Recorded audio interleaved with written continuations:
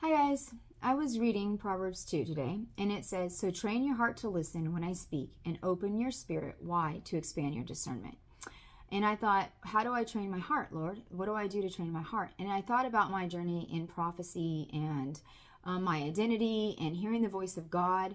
And it takes training. It's not something that you can just, sit down. I mean, you can. I mean, it says that his sheep hear his voice. But for me, I wanted to be able to fully know that I was hearing the voice of God. There's a lot of voices that are speaking to us all from the outside and the inside sometimes. And a lot of times we speak to ourselves and we believe ourselves more than we believe what God says sometimes. And so I wanted to train my heart. And I asked God, well, what does that exactly mean? And he just took me through a reminder of what it looked like for me. And I remember when I found out that God speaks to us and we can hear the voice of God. And I thought that was so cool. And then I realized through even beginning to go on a journey with him of how to hear the voice of God, that I had always heard him. I just didn't know that it was him necessarily. I thought it was just good ideas or, warnings not to do this because it could get you into trouble. And it was really cool to realize that he's always been speaking to me because I've always been his sheep since I got saved, right?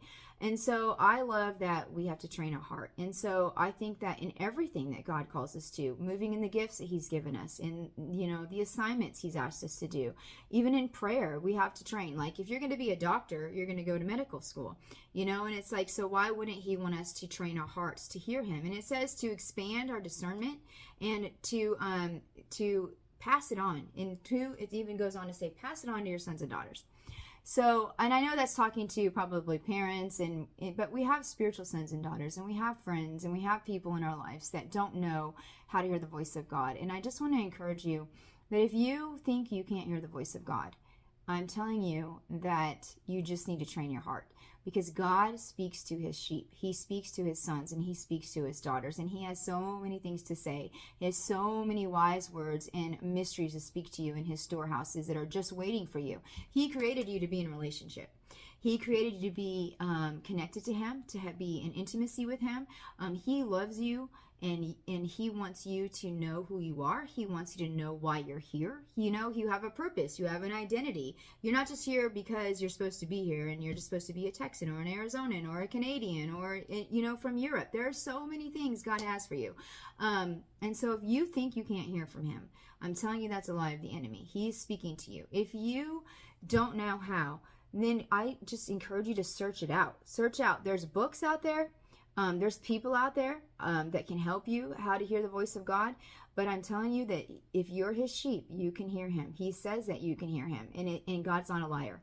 So if you have questions, or you want to know how to hear the voice of God, or you want to know how to understand if it's God. Maybe you're like, I think I'm hearing God, but I'm not sure. What if it's just me? How do I discern and decipher between all the things that are in my head? Is this a good idea or is it God? That's how I was like, is this a good idea or is it God?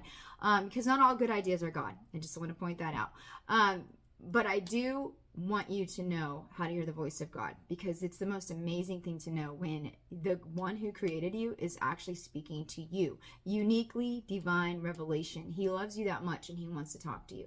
If you have questions, PM me.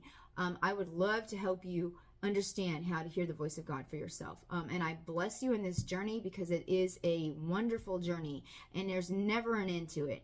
It's eternal. So God bless you, and I encourage you to just keep listening because he's speaking.